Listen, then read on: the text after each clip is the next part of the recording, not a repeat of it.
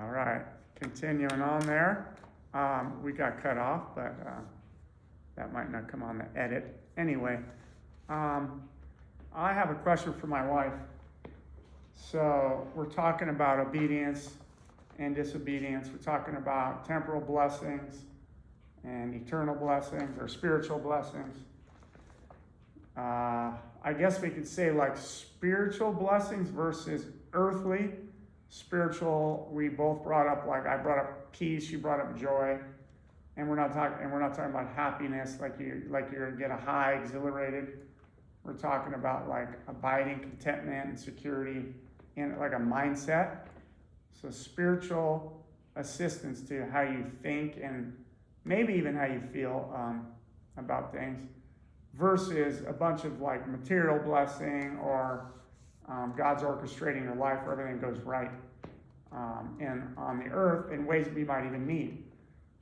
So my thing in relationship to this, my question to you, so when I am obedient versus disobedient, what are our motives? That would be my concern with this whole topic, that we address that. Does motive come into play? What is my motive to be obedient? Is that in relationship to now, like, my point is, so if my motive is to get blessed from the Lord versus I have another motive. So you got my question? I have your question. I think that's a really difficult question to answer because I think we're all mixed motives. That's the truth. I think that you might stop drinking beer because you don't feel good physically. Maybe your doctor said that your liver enzymes are too high. And at the same time, you want to stop because you know it's dishonoring to God, and you've read the Bible that talks about drunkenness. Does it have to be 1% higher than the other? Can God work with mixed motives? Would be my question to you. Yeah, I do think so, and I like that. Like you said, it's a hard one to answer. There's mixed motives. I would submit that someone who's not a Christian doesn't have the same mixture of motives we might have. They Sure. might have, they want to avoid physical consequence. Mm-hmm. They want to avoid more external Right. job consequence, relational consequence. Mm-hmm. Let's just go back to like someone's drinking or, and they might even have some love for the person they're with, or at least consideration that they're damaging a relationship or something like that. But they don't want to just outright and only glorify God. Now, a Christian might use all those other motives I just had, but I don't think Christian, it would be completely devoid of that. Part of this is really to honor God. And then my thing with this is the more we move that direction as a Christian, let that motive become the bigger motive and start to box out the others to some degree, or let them accompany. They might even be part of how you honor God, because if you honor others, sometimes like Jesus kind of says, you love them, you're loving me.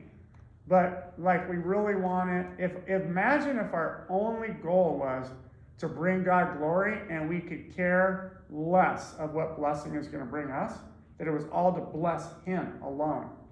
So I just throwing that in the mix of this, and that could be another day, another podcast or topic. Mm-hmm. You know, what is our motive? And as far as when we wake up till we go to sleep with our life, are we living for the glory of God? Are we living for results for us?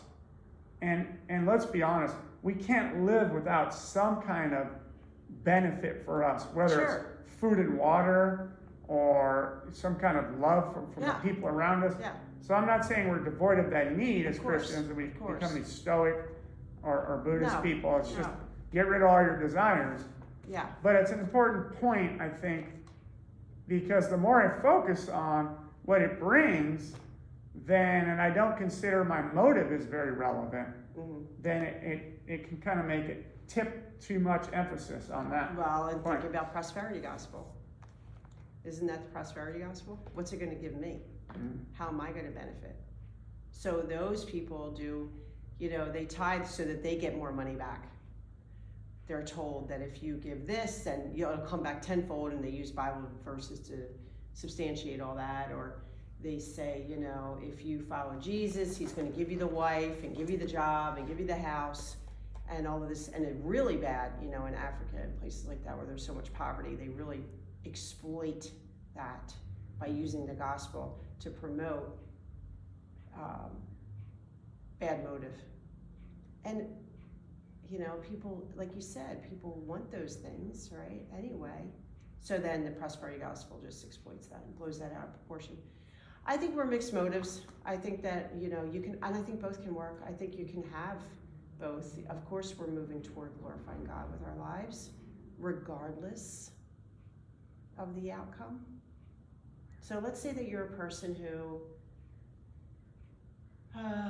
has, you know, you tend to be on the melancholy side of life.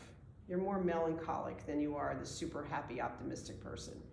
And you use food or substances or other things to boost up your melancholy so that when you wake up, you don't feel so, you know, doldrums. You want to be excited or happy. And so you look forward to that night where you can have that food or that beer or whatever it is that you're using. And then you realize that that's not bringing God glory, right? You want to lean on him. So you put that thing away, whatever it is, or you work hard on that. Now, are you working hard on that? This is where I think motive does come into play, specifically when you're in a struggle. Is your motive because you want to glorify God? Or do you also have a motive where you want to feel better? And that might not necessarily happen, like we talked about with the blessings. Let's say that you want to stop doing something, and that might mean that you have the doldrums for a while, for a long time, because you're not now filling that void with something. You're trying to fill that void with God. And maybe God doesn't show up in a way that the doldrums actually go away for a while, right? But you're still being obedient, which it comes back full circle to what we're talking about. You're being obedient. You might not feel better for a long time. Yeah. You might not have the chemicals in your brain at such a level where you wake up feeling happy.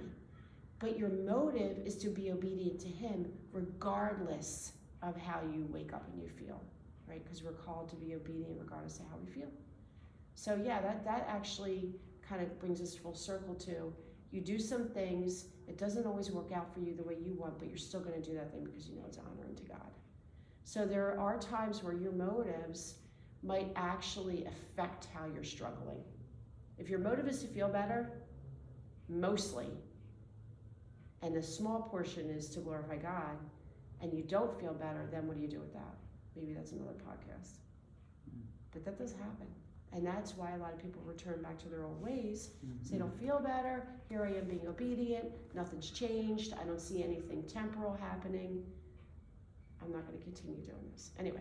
Well, you're bringing up an excellent point. This is a really, really good point.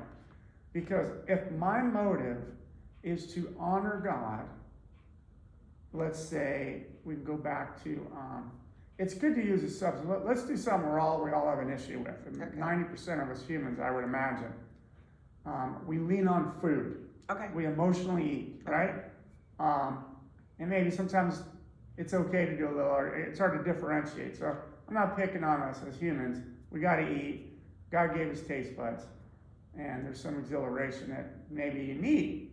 But, you know, we'll overeat or we'll eat a bunch of crap or whatever it is. Okay. So, and then we get into like a practice of that where it's like, all right, this is probably bad. It's not good for me, or it's taking too much control, or it's sinful. And I start talking to God about it. Will you help me?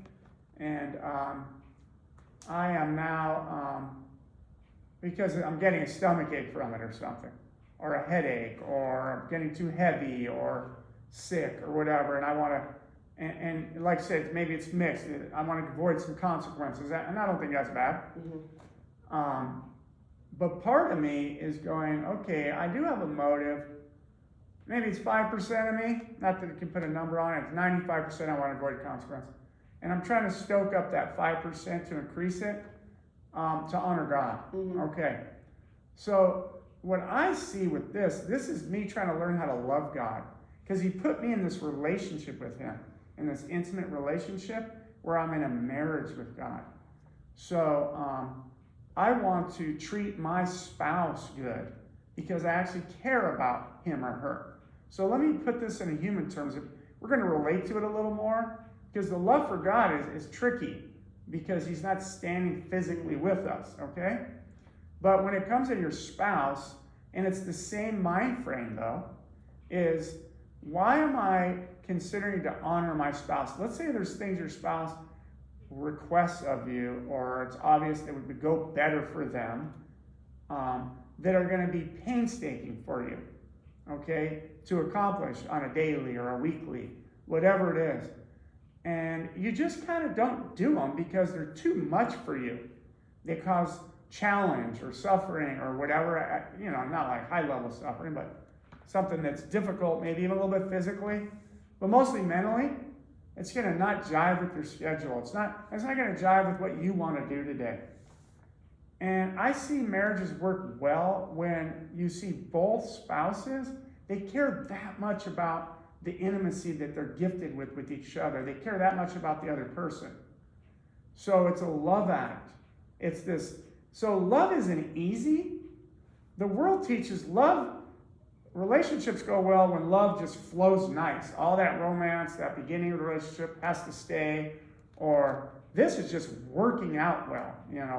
I don't want to work at it. It's amazing how many times I've heard people say, this is way too much work, this relationship, this person. And you almost hear in their head out, but you don't hear it out loud. I'm going to trade them in like a used car. Okay, but what is this related to what So, you're talking about with the motive? Well, this is related to motive 100%. So when I care about somebody in the relationship, and I'm obedient when it hurts, is what you brought up. Even when the doldrums are there, and I'm continuing to be obedient, that means my motive is love. Because that's what love really looks like. Real biblical love is a lot of work. It's that long-suffering patience. It's enduring.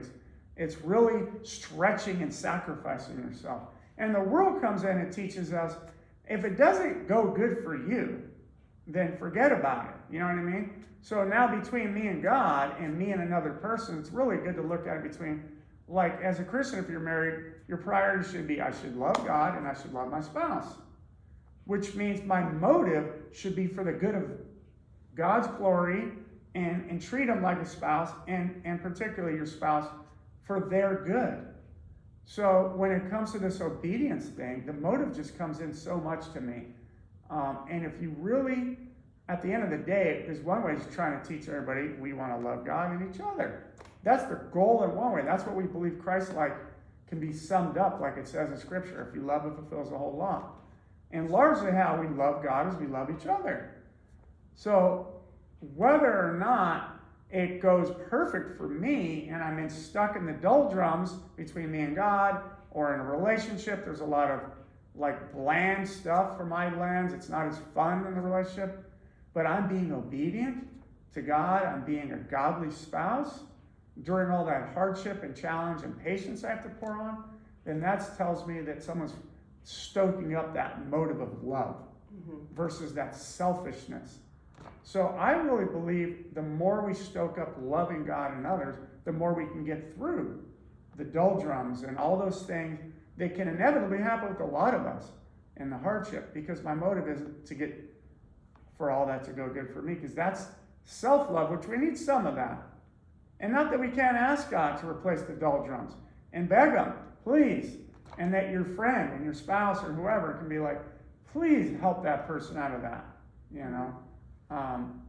Anyway, just wanted to throw that in the mix with this topic. All right. Well, I think we covered a lot of topics this podcast.